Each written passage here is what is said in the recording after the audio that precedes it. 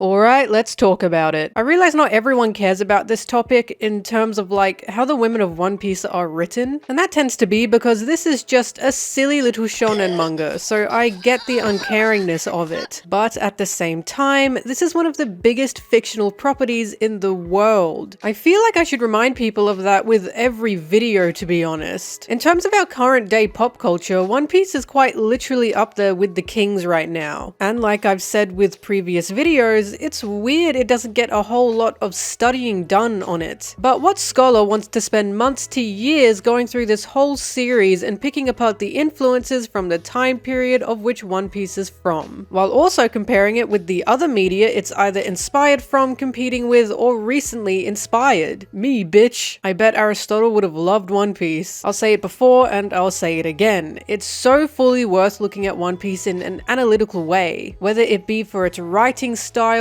political ideas, or influence of pop culture. If you don't care, you don't care. Fair enough. We can enjoy this series for the funny pirate show it is. But I care. Okay, I'm essentially saying a lot here while saying nothing at all. I just feel the need to express why I enjoy having these kinds of conversations in regards to good old One Piece. Our topic today, well, I already said it. It's also the title and probably the thumbnail, so you already know what it is. Oh boy, today we're going to be dissecting the women of One Piece. We'll be looking at them in terms of how they're written, the impact they have on the story, and the overall handling of women within One Piece. Honestly, there probably might be a lot of videos like this out there already. I know there's a lot of articles on it. Like, a lot. There's also this screaming complaints on social media here or there regarding One Piece girls, which is both interesting and insane because you'll find a lot of those complaints are from people who haven't watched or read the series. How would I know? Because I used to be one of them. Can you imagine me not being a One Piece fan? I was a different person back then. If you're clicking on this video because you've never seen One Piece and you just want a rundown of how the women are actually handled in a writing sense, not just with their design, then you've come to the right place. Because trust me, I used to be you. I really didn't give One Piece the benefit of the doubt at the beginning either. And I'll hold your hand through this journey we'll be taking together. But before we disembark to a world full of beautiful women and big bouncy bahubas, it's sponsor time. While we cannot all be pirates in our current day and age, we can still be pirates online, and we can do that safely with Atlas VPN. If you're not a tech nerd like me and have no idea what a VPN is, a VPN makes it so all your internet searches, browsing, and history is completely protected. It's sure to hide your IP address and keeps you safe from spying, especially from the pesky FBI agent in your computer who's watching you look up Zoro's big fat boobies as we speak. But Atlas VPN isn't just a VPN, it also protects you from pop-up ads and malicious malware. It can also give you access to any country's version of Netflix or multiple other streaming services. I mentioned Netflix specifically because did you guys know multiple One Piece movies are on Australian Netflix? And with Atlas, you, yes you, can take advantage of Atlas's Black Friday sale. You can get a 3-year subscription from $1.70 a month with a 30-day money-back guarantee. Even better than that, if you use my link in the description below, you get an 86% discount for premium subscription. Snatch that deal while it's hot, and thank you so much Atlas VPN for sponsoring this video. I won't let you down. Alright everybody, it's time to look at a bunch of lovely ladies. As I said previously, if you haven't seen One Piece and you, like many others, think the women in this series are just boobs and pretty faces on a blank slate, I literally can't blame you. Why? Because design aside, and we will be getting to that, One Piece is a shonen anime. I know a lot of men in particular don't pay attention to how women are written in a shonen series, and I'm not going to fault any guy for that. Not only does shonen literally mean for boys, but the casts are very largely male. But also, why are you, as a man, reading a series full of big, muscular, sweaty men constantly slapping meat?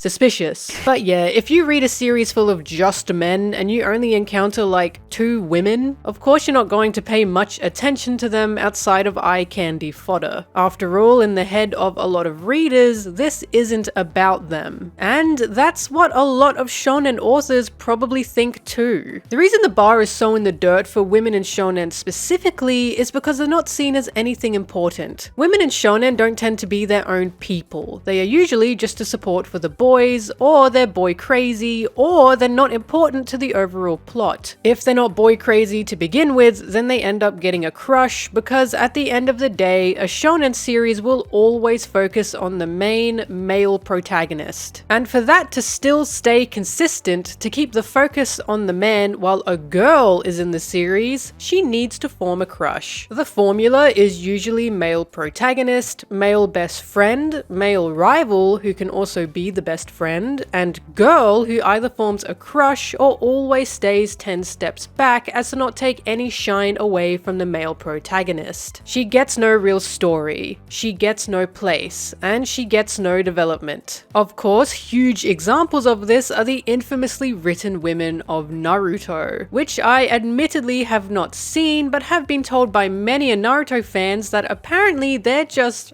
ass. And it is also true that I am a woman. A woman. I can't confirm this information personally, of course, but I do know like 99% of the women in that series all form big fat crushes on a guy. I know that sounds hypocritical considering how I said I judged One Piece before seeing it, but I did make sure to ask my local Naruto fans for this one. Feel free to reprimand me if I got my sources wrong. Dragon Ball, the original, is something I have seen, and oh boy, didn't Bulma have such a huge personality outside of men. That's a joke. I'm joking. Bulma's original purpose was literally finding a boyfriend. Like, she literally wanted to find all the Dragon Balls to wish for a boyfriend. But she's cute, so I forgive her. Ah, but then there's Android 18, you say. She's strong, so she must be good. Wrong. She doesn't have much of a personality outside of punch. And yes, you can argue that's what she's meant to be, but kind of sad the only mainline female fighter is the one with no personality. I'll say it as many times as I need to, but strength alone doesn't make for a good character, and especially not for a good female character. Android 18 certainly doesn't experience all the highs and lows Goku and Vegeta do. She is a step up though. She's just kind of uninteresting if she's not fighting. But hey, it's Dragon Ball. You can argue that's the only thing anyone wants. And you know what? Fair enough. Go drag on those balls, kings. In terms of recent shonen anime with things like Attack on Titan, Jujutsu Kaisen, Hero Academia, and so on, there seems to be a development where women now just seem to get written out. I guess that's better?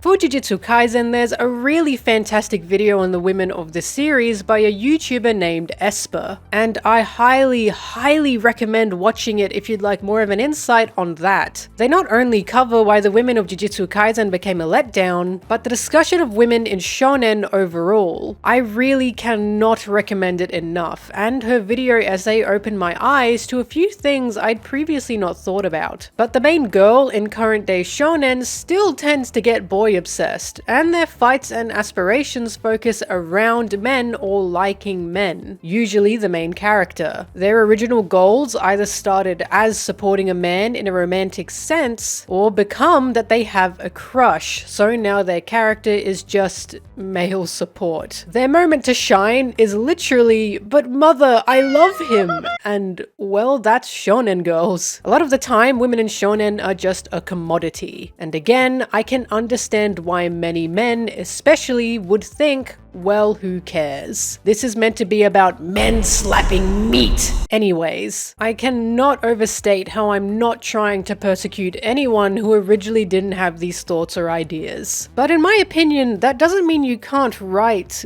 good women.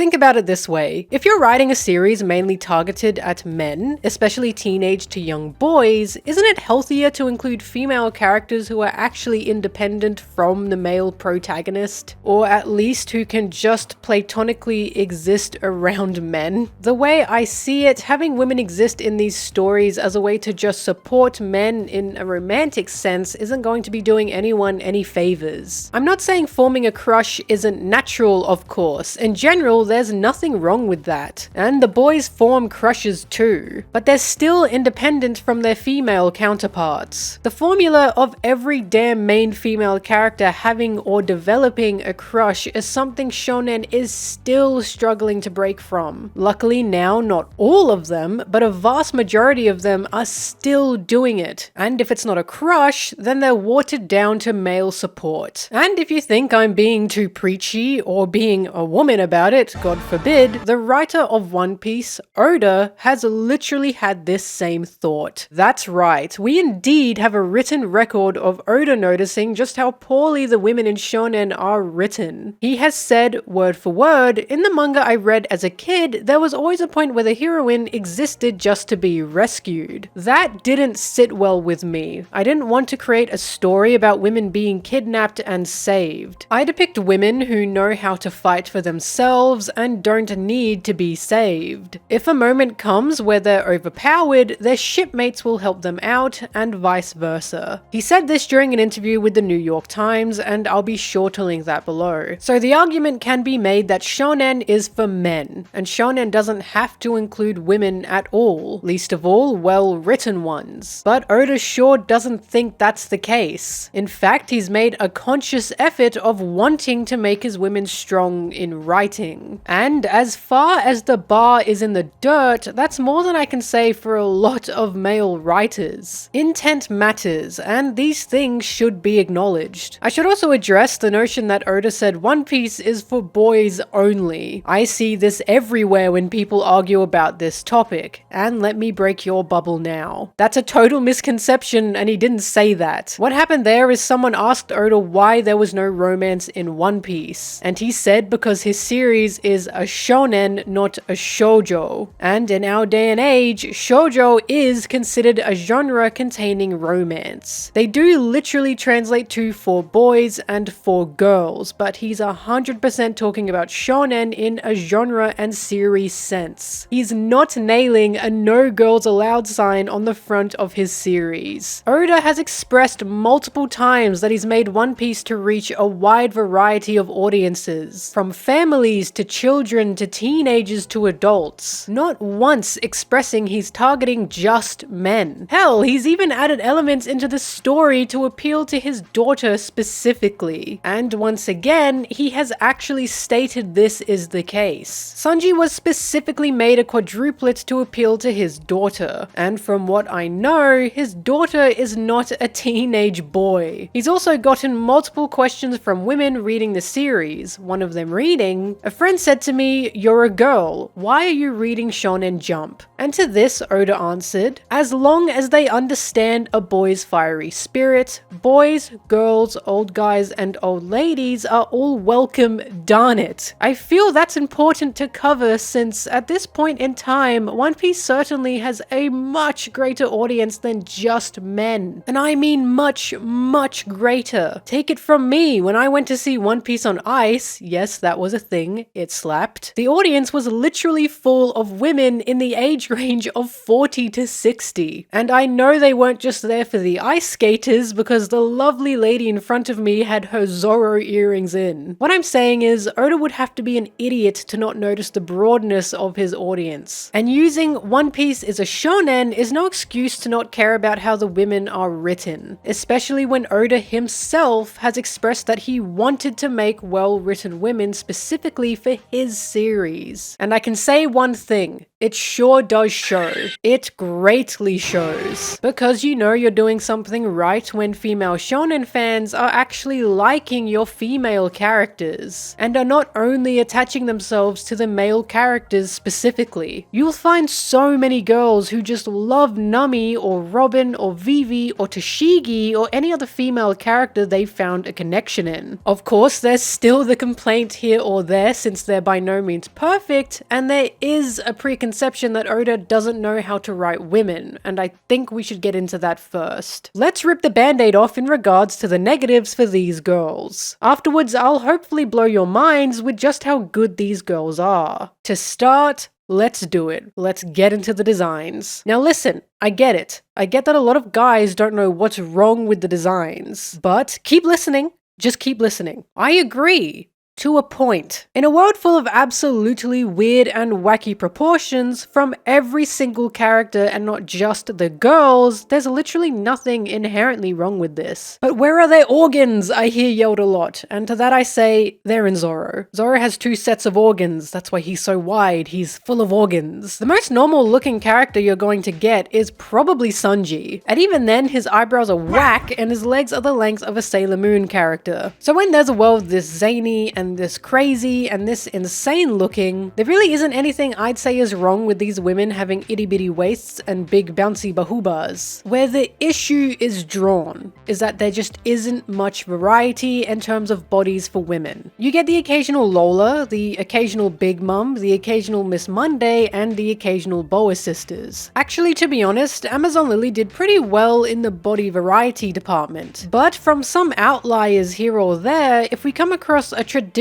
attractive woman in One Piece, she's got the Nami type of look. And we can just boil that down to the fact Oda simply likes drawing tits. And you know, nothing wrong with that. There's nothing wrong with liking women, liking tits, liking ass. But when your main body type for women is one single body type of just this, that's where the sexism comes into play. Like I said before, there is nothing inherently wrong with how Nami and Robin are drawn. I honestly don't have an issue with it on its own. It's just the lack of variety that hurts. But I will be real here, the body discussion is essentially beating a dead horse. We can talk about it. We should talk about it. But when that's the only thing you focus on for these women, in deciding they're only their bodies just because they look like that, that's where it goes sour. Because is Nami there just to be eye candy? Is Robin there just for her big tits? Is any woman in One Piece existing as a big boobied prize to be swept up by male characters? No.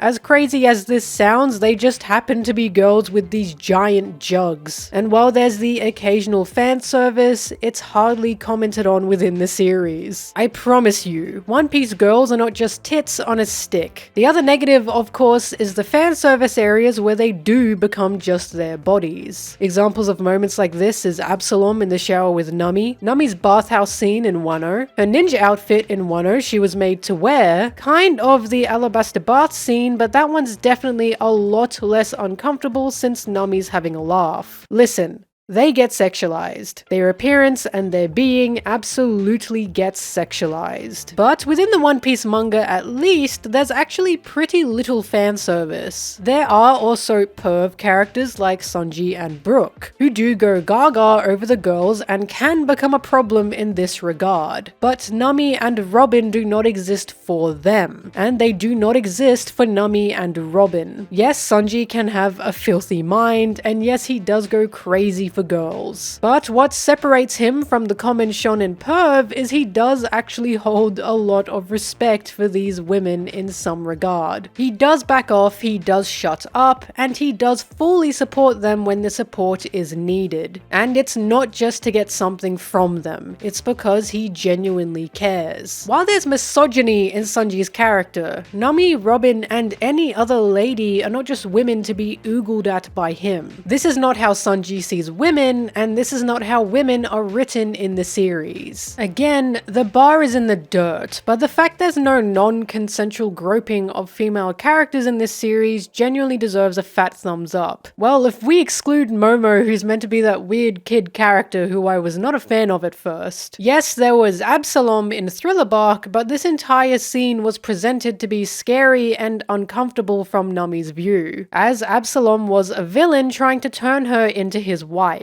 And honestly, the fact there's an evil character who is only judging women by whether they'll make a good wife or not is a pretty big commentary in itself. This man was designed to be a bastard, and oh boy, is he a bastard.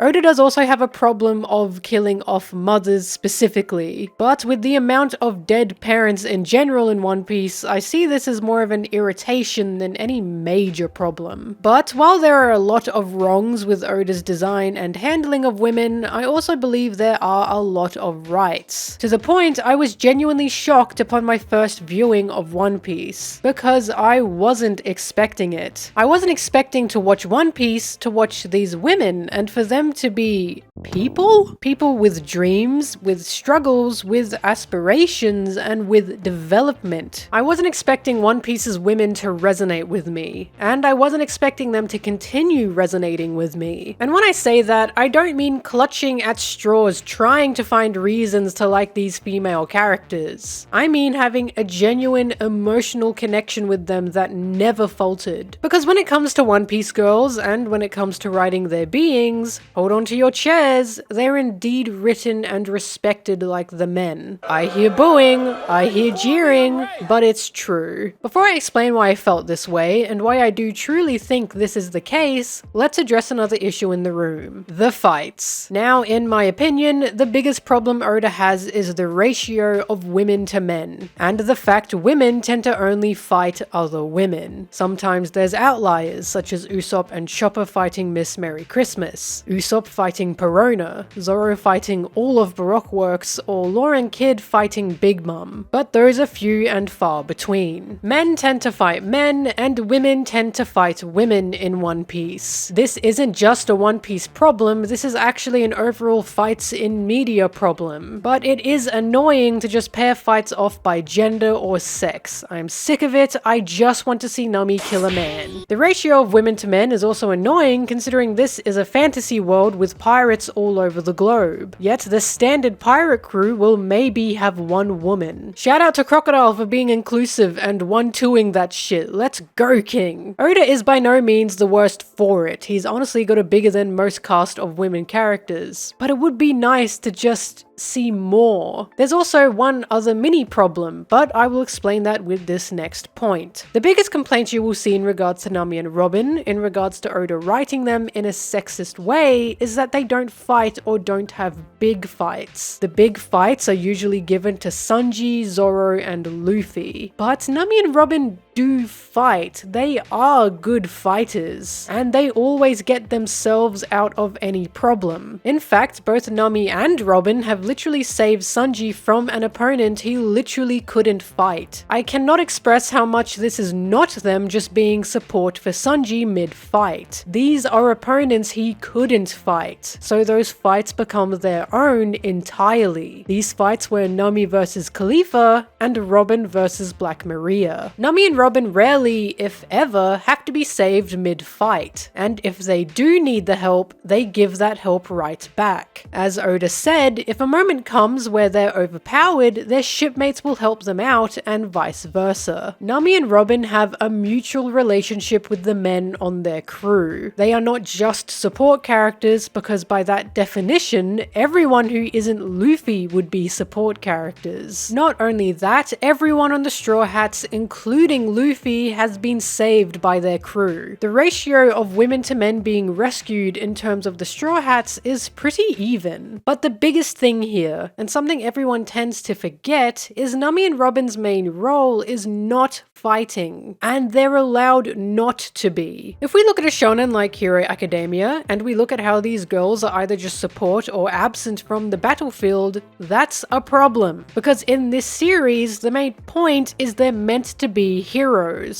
The main point is they're meant to be in battle. They're literally in a school where they're made into fighters. So of course there's going to be a huge sexist elephant in the room when these girls are sidelined in fights. That's not what One Piece is. Nami's main role is not a fighter. Nami's aspirations are not about fighting. Nami was not raised as a physical fighter, and the exact same can be said for Robin. Robin is even someone who doesn't particularly like fighting or want to fight, but she had to so she could stay alive. She happily states she has powerful friends who can protect her, and during her battle with Black Maria, we find the only reason she found the need to become stronger was for the entirety of her crew. Nami also asks Usopp to help her fight, not because she wants to be a fighter, but so she can hold her own. And it worked. Nami in current day One Piece has not been made into a damsel in distress. She has not lost any fights she's been forced into. She has not backed down from any enemy who targets her, even if being previously apprehensive about it. The only time she was kidnapped was Absalom, but even then Sanji failed to save her, and she had to get out of that situation on her own. If anything, this entire situation felt satirical in how women are treated as useless beings when in perilous situations. And Nami literally woke up and beat the shit out of Absalom.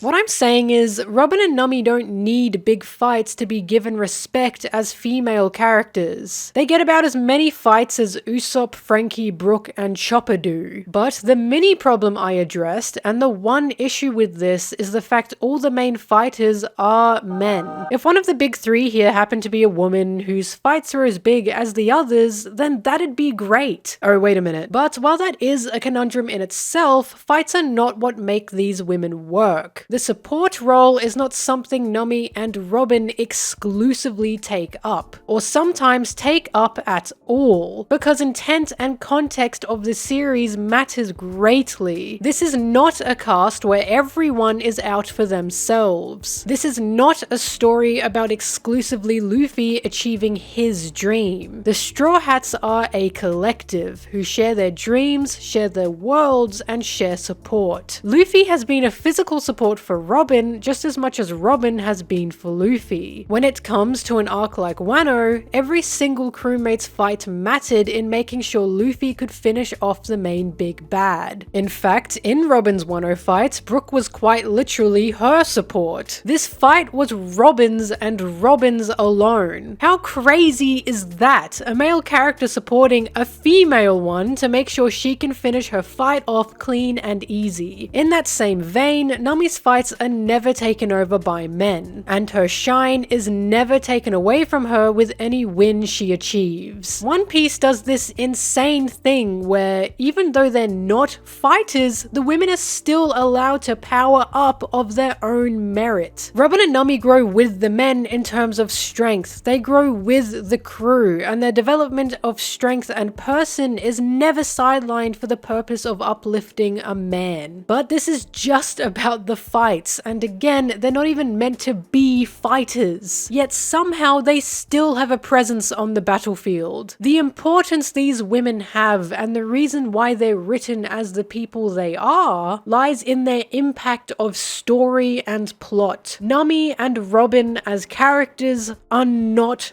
passive. This story literally cannot function without them. The plot cannot move on without them. You cannot replace them or remove them completely for nothing to change. And again, this lies in the fact that the Straw Hats are a collective. There's a total prominence on the fact that everyone in the Straw Hats matter, that everyone has a role to fulfill and has a place on the crew. And Robin and Nami are no exception. Without Nami, they'd be incapable of making it island to island. We watched Nami dodge storms, steer through currents, and ride up monstrous streams to bring her crew to safety. Her skills as a navigator are acknowledged all the way up to current day One Piece. We are both shown and told this series cannot function without her. Robin, on the other hand, is literally the only person in the world who can read poneglyphs. Robin is literally a pinnacle point in finding the One Piece Piece, to the point a mainline villain demanded she be kidnapped so he could use her skills. This kidnapping did not happen as Robin held her own, and due to Robin, we discover the history of each island we encounter. Robin is also, from my knowledge, the first person to mention Joy Boy. I won't go any further than that, but for you non-One Piece fans, that's a major aspect of One Piece's story that holds a lot of weight. What I'm saying here is, if you took Nami or Robin out of One Piece, the plot would come to a grinding halt. But it's not just Nami or Robin. A lot of the time, the plot can't move without women in general. A major example of this is Vivi from Alabaster's arc. She was the plot. Alabasta was her story, and the Straw Hats, Luffy included, were her support throughout this entire arc. Vivi was not passive in this story physically, and she certainly wasn't a passive character metaphorically. Vivi was not a princess to be saved. She was a princess taking drastic action for her kingdom, and there'd be no story without her. Vivi is one of the reasons why Alabasta is one of my favorite arcs in general. And if we get into the writing of these girls as people, as we look into their stories and selves, we truly see why One Piece's female characters shine the way they do. Arlong Park, to many One Piece fans, is what made this series stand out to all other shonen. And this is Nami's arc. Through Arlong Park, we see Nami's story. We see her pain, we see her struggle, but most importantly, we see her strength. Nami was a little girl whose mother was killed by fishmen, a little girl who decided to take the burden of saving her village upon herself, and for nearly a decade, she put her life on the line to do so. Nami is a character who is obsessed with money, and the money-wanting woman seems to be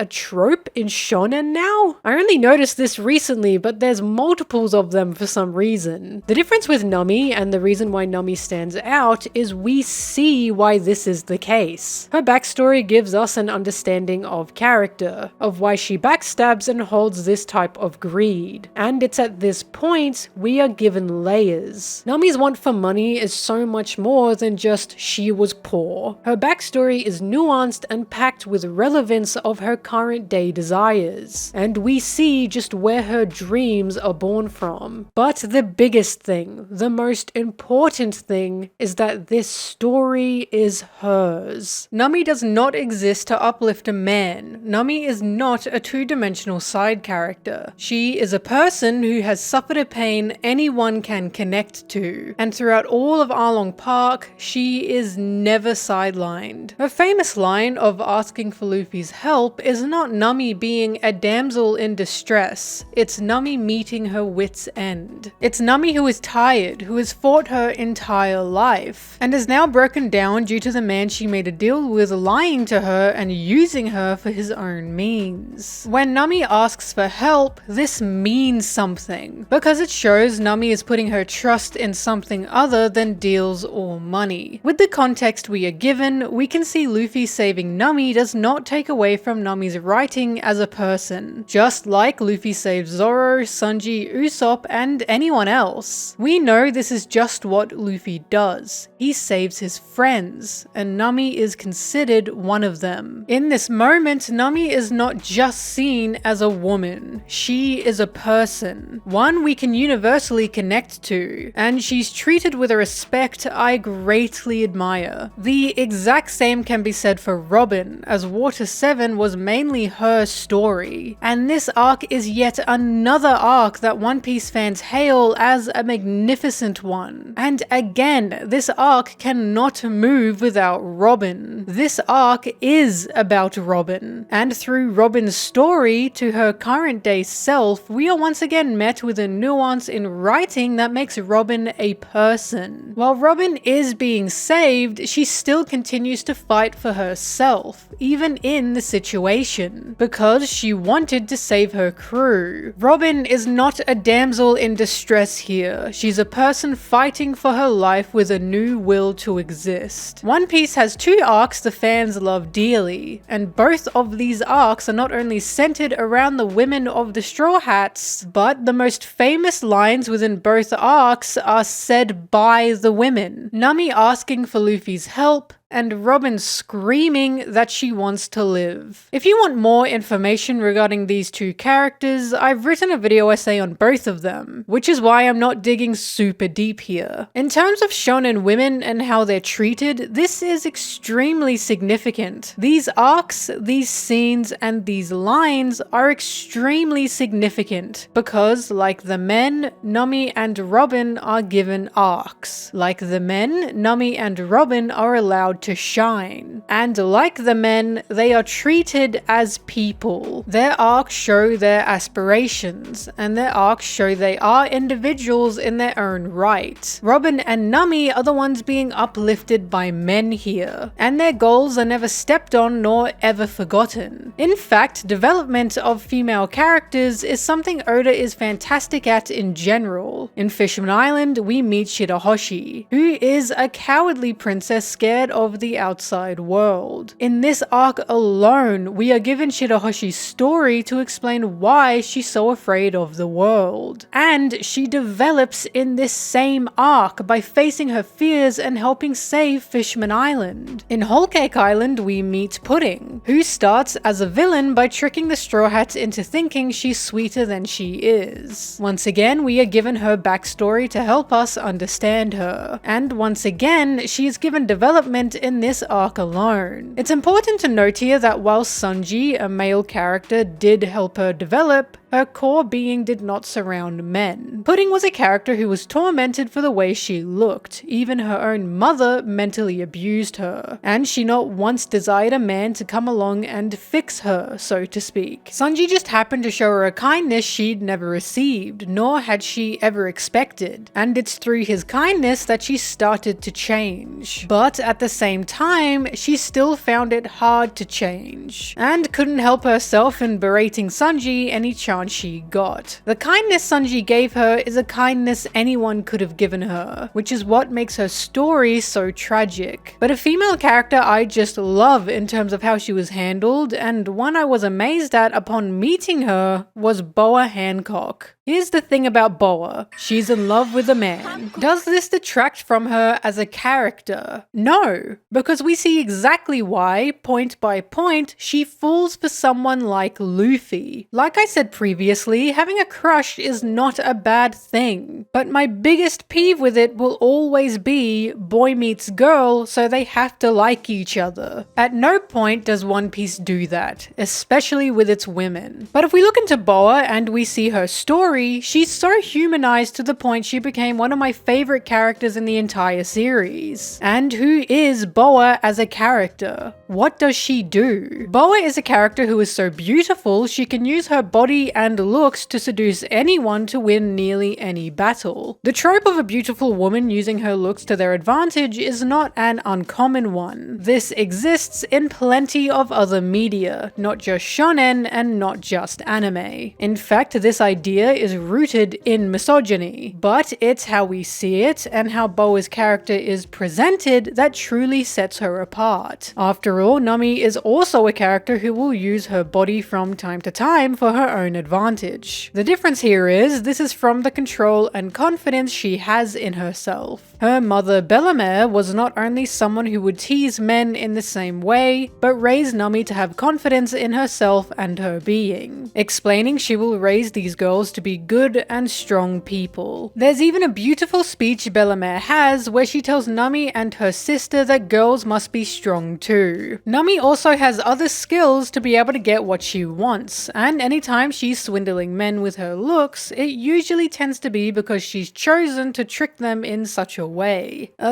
Most of the time. Like I said, there are ups and downs. But for Boa, we discover she has absolutely no confidence in herself, in her life, and she's scared all the time. From her traumatizing past of being a slave, of being force-fed the power she now has, we know Boa absolutely despises the objectification she's faced with due to her beauty. Because once again, it's not just men that treat her this way, way, but everyone. Everyone only sees Boa's beauty. And when we first meet her, she feels extremely vain due to such a thing. But as her past is revealed, we're told this iron mask she wears is just a defense to hide her fear. And if she's going to be objectified for her beauty, she may as well use it as a tool. The reason this in particular struck me is because I honestly don't see this a lot, especially from male writers. There's plenty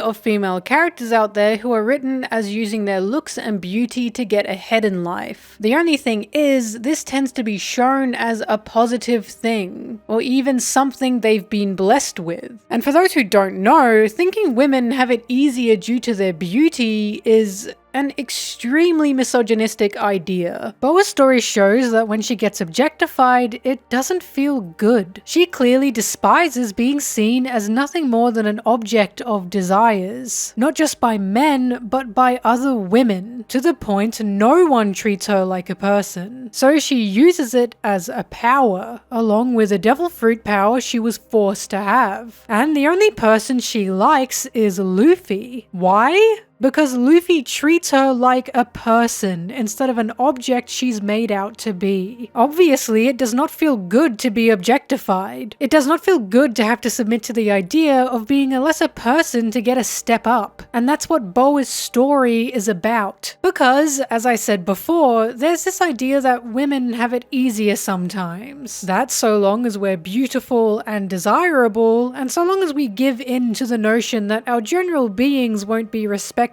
as humans, we have it easier. It's degrading, it's infuriating, and Boa's deepest fears are so prominent that she's even scared of being revealed as a former slave, because she thinks people will find her weak for it. The proclaimed most beautiful woman in One Piece is shown not as a pretentious snob, but is shown as a victim of the system she was forced into, to the point she's willing to look like the villain, just so she can protect her island and her people from the men she suffered from. This is a good female character, especially due to the fact our protagonist, Luffy, respects her completely. And from here, Boa's story doesn't become Luffy. Luffy is just someone she's fallen madly for. Yes, she jokes about wanting to be with him, but she keeps her position as an empress to continue protecting her people. The point is, Boa and Luffy is not a boy meets girl situation. Boa even despises Luffy at first, and her reasons for falling for him is something we can both sympathize and feel pity for. Because, I don't know about you, but the fact this poor woman was so void of genuine human connection and care that she falls for the first person who actually treats her with sincerity is heartbreaking to me, especially considering Luffy doesn't feel any romantic attraction to her at all. He literally just sees her as a person. I've also got a Boa video if you want to learn more about her, and trust me, her story is a layered one. When it comes to women liking men in One Piece, Hiyori is another example of how this can be done well without dehumanizing them. Hiyori was a female character present in a single arc in One Piece, and just like Shirahoshi and Pudding, she gets a story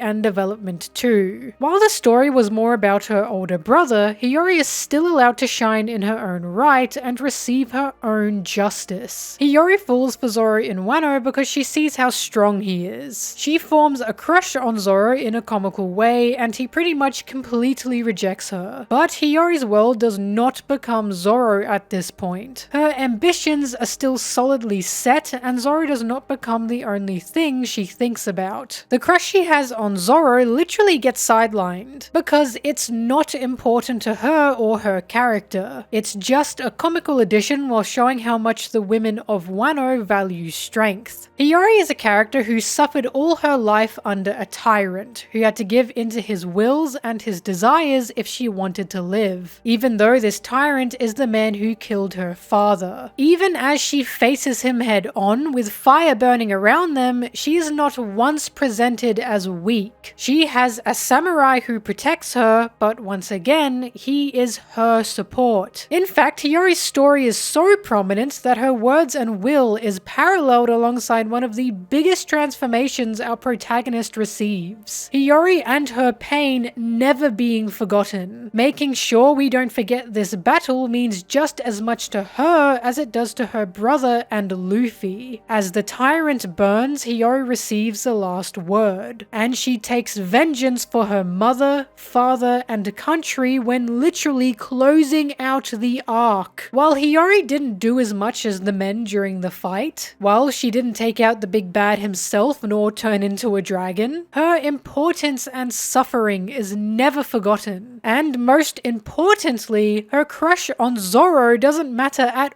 all in these moments. Hiyori sought justice, and with her own will, she got it. Once again, just like many other women of One Piece, Hiyori cannot be removed from this arc without consequence. She's so important she contrasts Luffy in her will and want for her people and faces her own battle. While One Piece and Oda doesn't always treat the women fantastically in terms of beauty standards and general perversion, there's still a huge weight they hold in the story. Oda in general just makes sure to write his characters all with a purpose. So when anyone has any qualities of character, we at least get an explanation for why this is the case. Such as Hiyori having a crush on Zoro. It's not because she's boy crazy, it's just because we know we're in a country where physical strength is seen as extremely attractive. Or another example could be Nami's love and care for children. This is a Nami specific trait, and is not something all the women of One Piece have. The reason Nami's nice towards children is not because she is naturally nurturing. If anything, she's the opposite of nurturing, but because she was adopted by a woman who refused to let 2 children be harmed at the cost of her life. Nurturing is something to be taught and shown. For everyone, not just for women. And her care for children is something she was taught from Bellemere. Nami even only likes women and children. Oda himself said so. And again, these are 2 things directly influenced by Bellemere. I think one last thing to touch on is the spoken misogyny we get in One Piece. Because believe it or not, it does exist. And while it should be pointed at someone like Sanji, funnily enough, it's actually pointed at Zoro.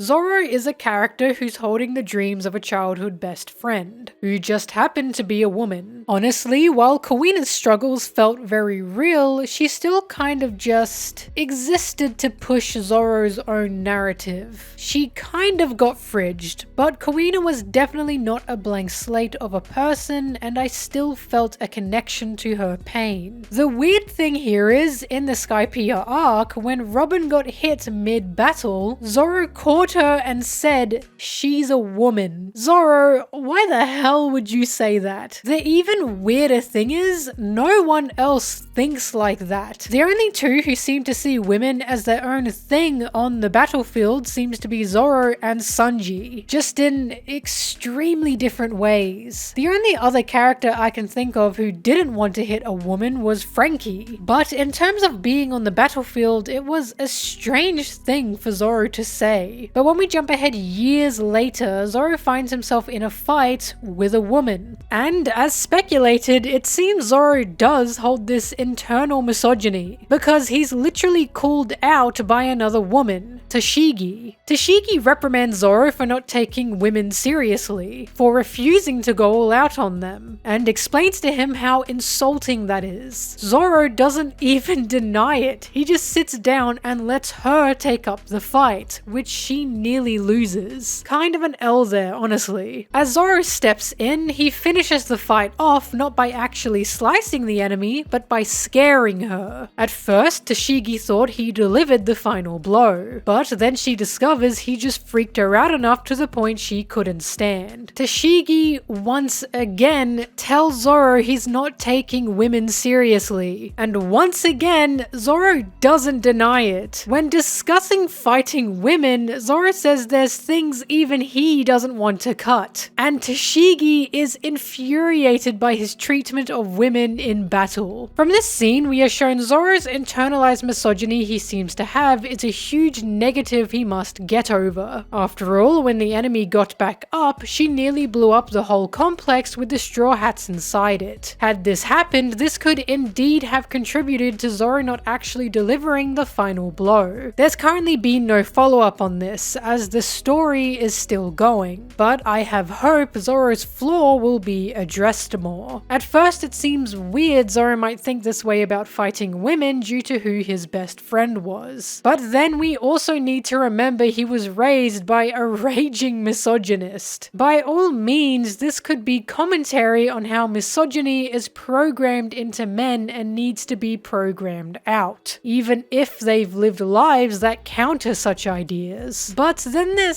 Sanji, whose hesitance to fight women is seen as noble, and Oda kind of writes his way around this by making it a promise thing more than a taught thing, as Sanji does not believe women to be weak, which we are shown time and time again. He was just threatened not to hit women. But it's still incredibly weird in conception, especially when Zoro is the only one getting the misogyny card thrown at him. I can only imagine how fucking angry Tashigi would be at Sanji. Look, One Piece isn't perfect, but I cannot deny the hilarity of the misogyny brothers. Point is, misogyny in One Piece's world is addressed from time to time. It's just not always addressed well. Okay, I think I should wrap this up. Overall, there's a lot of misogyny in the writing of One Piece women. A lot. But when I see these girls paralleled to other shonen girls who are literally just fodder for the sake of the men in their stories, I can't help but get upset. Could these girls be better? Yes. But as I said before, we must acknowledge the good just as much as we must acknowledge the bad. When it comes down to it, all these women have been written as people. Just like the men, they are allowed to have their own stories. They are allowed to suffer real pain. And they are allowed to be individuals with their own dreams. Despite popular belief, Nami and Robin are still important. They still are active in the story, and they still push the plot along. If you take the Straw Hat Girls out of One Piece, this series will come to a grinding halt. Because once again, the Straw Hats have been written in such a way where they are a collective. They all have their own dreams and they're all individuals, but this is a crew who work together. The women carry just as much weight as the men here, and while it might not be in physical fights, they're relied on for so much more. You cannot kill Robin without extreme consequence. You also cannot kill Nami without extreme consequence. They simply cannot be taken out of this story, and that genuinely means something. One of the villains, known as Big Mom, was also such a threat our protagonists literally had to run from her. The female emperor not only had an active role in the story, but was given a terrifying power that went across arcs. And there's an implication she'll still hold an importance later on. Big Mom wasn't just a strong woman, but a flawed one. And it took two men to maybe take her out. In my opinion, what's most important here is all these women have flaws as a person. All of them have personality. All of them have a will. And while their bodies may be the same, they vastly stand out from each other. Boa and Robin do look the same. And while I wish they had some variety here, they're totally different in character. The women of One Piece are not put into a box. They're not given limits of which they must abide by. And again, that means something. Oda's flopped in many aspects of his women, don't get me wrong, but they certainly stand out. All in all, while they can definitely be better, they are still a force to be reckoned with. So long as his girls don't become pliant, and so long as they continue to uphold the importance put on them, the women of One Piece will remain fantastic characters to me. Let's just hope he can tweak them to be even better. And with that, Thanks for watching. Holy shit, this was a long one. Find me dead on the ground after this, dear lord. I was desperate to make this video because nearly every time I watched anything regarding women in shonen or anime, One Piece was always mentioned as just a negative. I will be honest, I used to do the same. But I've definitely learned to give things a chance before categorizing them since then. I do believe there's a misconception that the girls of One Piece just suck, when they honestly really don't, so I hope this managed to show both the good and the bad of how the women are written. I'd like to thank Esper for their fantastic Jujutsu Kaisen video once again. I messaged them to include it here and they gave me the go-ahead. Thank you for trusting me to do so. Please watch it if you enjoyed this video. It's so well done and touches on so many good points regarding women in shonen. It really deserves more views. As always, let me know what you think. What do you think about One Piece's girls? What do you like and what should be improved on? I read all the comments I can because I love hearing everyone's opinion. Just a quick reminder that I do have a Patreon, and if you would like to support me there, I'd really appreciate it. However, I know not everyone can support me in that way, and watching and sharing these videos does more than you can imagine for me. If there's anything you'd like to see me cover, One Piece or otherwise, please let me know, and I'll see you in whatever I make next. See ya!